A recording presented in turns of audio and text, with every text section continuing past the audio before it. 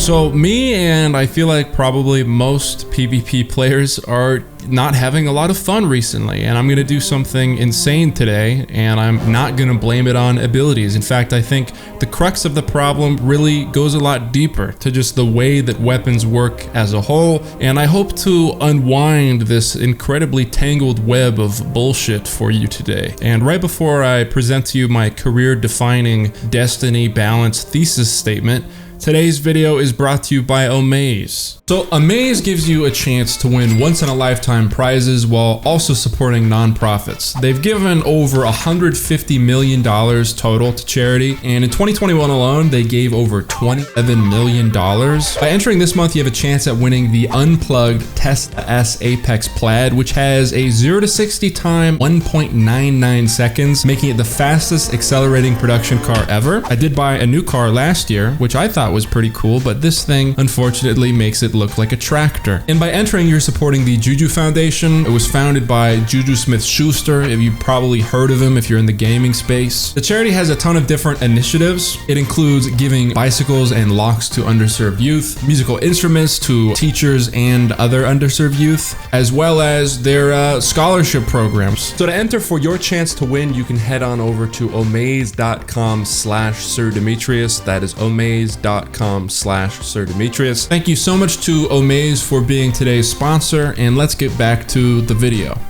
So if you look on your screen right now, these are all the weapons that we had in Destiny 1, and each weapon exists because it's supposed to be good at something different, or else there would be no point in ever making it. It's a lot easier to do when you have less weapons, but when you have this many weapons, which is the weapons that we have in Destiny 2, it tends to get a little bit harder. Now, the problem actually lies within Bungie's core philosophy of changes. Whenever they have a weapon that is too powerful, they look at what defines the weapon and they want to keep that intact because they don't want to strip the weapon of its identity. So if they're in charge of nerfing it, they're just going to get rid of everything else besides its core identity. A good example of that would be the Last Word. When it first came into Destiny 2, it was super overpowered. It was incredible while ADS, incredible while hip firing. It could outrange and outgun like an Austringer at probably 20 meters. That's how good it was. So when they look at nerfing it, they don't want to get rid of what you think of when you think of Last Word, which is what? Hip firing. So they got rid of the range. They got rid of the ADS capability, really. I mean, no one will ADS the Last Word ever anymore. And the one thing that remains is hip firing. That's the core identity, and that's the Last Word that we have right now. But what's the result of that? It becomes a bit too one-dimensional and focused in on a very specific type of engagement range. And of course, that makes sense, because if somebody is rushing you with a shotgun from like 12 meters, you're probably gonna want a Last Word. If somebody keeps sniping you from like 40, 50 meters out, you might want to throw on a high-impact pulse to flinch them to Kingdom Come. The point being, though, is that the weapons have become too specialized and too powerful in their specialized scenarios, and they've lost a lot of versatility and have become useless at pretty much anything other than their intended range. To highlight how fickle these ranges and optimal scenarios are, I decided to pick up somebody from my Discord of similar skill. I will be using the Last Word, and he will be using a Godroll Multi-Mach. We decided to run 30 gunfights at 3 different ranges. We chose 12 meters, 14 meters, and 16 meters. We started off at 14 meters, which I lost by a score of 14 to 16, meaning if I won the last gunfight, it would have been 15 to 15. And for the most part, that was really even. We then pushed it back only 2 meters to 16 meters, where I lost by a score of 8 to 22, meaning I posted a 0.36 KD. Now, if you go back to 14 meters and then just bring it 2 meters closer, at 12 meters, I won by a score of 18 to 12, meaning that I had a 1.5 KD. A factor of just 2 meters completely changed how the gunfights went, and it went from at 14 meters being even to at 16 meters feeling like I was completely outclassed, and at 12 meters feeling like I had him completely outclassed. And if you're thinking, yeah, big deal, you know, it's better at a different range. This is not a big difference between these 3 ranges. This is what 12 meters looks like, 14 meters, and 16 meters, meaning that the difference between 12 and 16 which are on your screen right now, is the difference between winning 26% of the time and winning 60% of the time. So you're nearly tripling the rate at which you win your gunfights just by 4 meters. And to drive home my point at how fickle these things are, if you get 12 meters, which was the best range with the last word, and then I just step 2 meters closer to 10 meters, guess what can happen? You can get your head blown off in one shot by a chaperone. So what am I really advocating for here? I think that weapons should have an identity still, but I think that they should be more versatile as a whole and be less focused in on being super good at one type of situation. If I were to represent this with gradients, meaning that the darker the color of the gradient, the more useful it is in a certain situation, and the lighter the gradient is, the least useful it is, and then I use the overall surface of the circle as a whole to represent the whole entire wide variety of situations you can use it in. This is what things currently look like, and this is what I would like them to look like. I guess another parallel I could draw would be take the basketball player Steph Curry.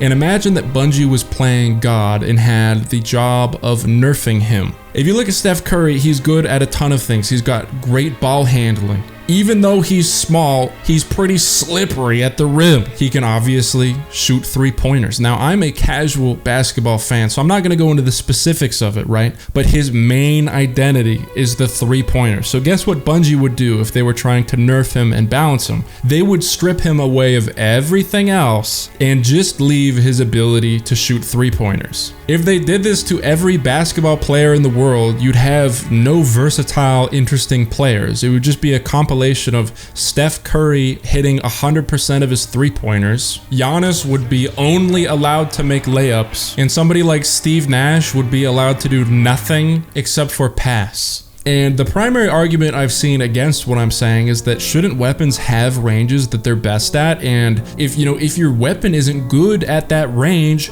just don't engage at that range. Only engage at the range where your weapon is good. Well, it does become a bit boring and one-dimensional when the results of a FPS game rely entirely on whether or not you engage at the right range. Wouldn't you want it to slightly favor the right range but still have an ability to outplay someone at ranges close to that? Or would you just rather have it like, hey dude, we're just checking our papers here, you have a last word? Yeah, you engaged at 14 meters instead of 12, so you lost that gunfight, and I noticed you had a KD of 0.3 that game.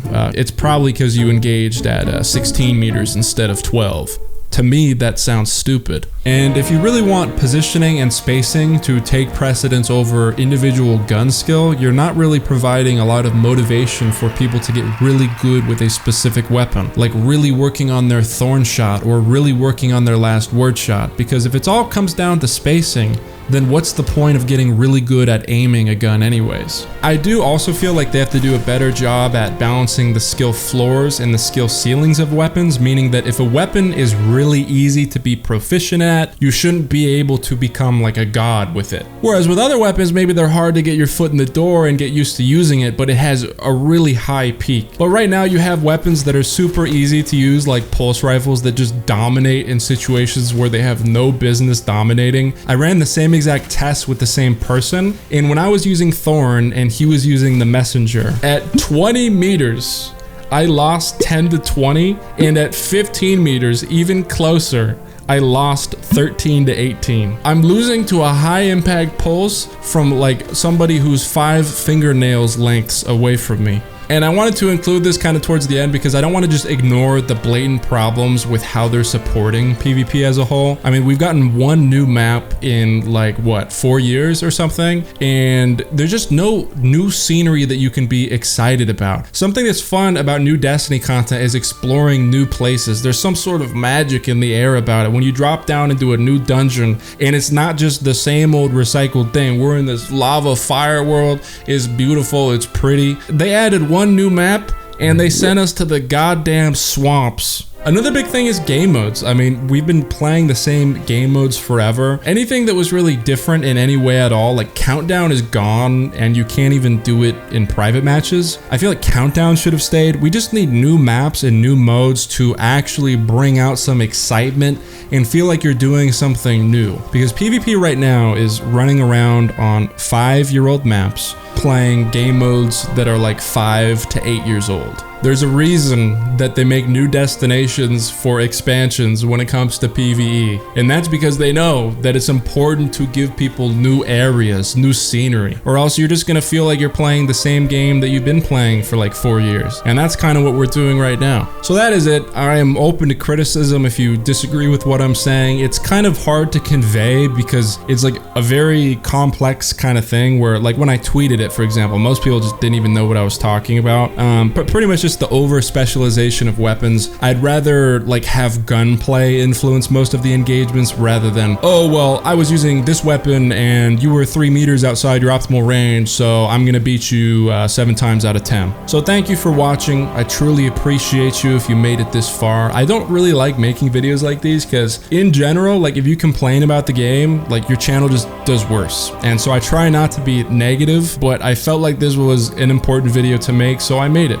Thank you, and I hope you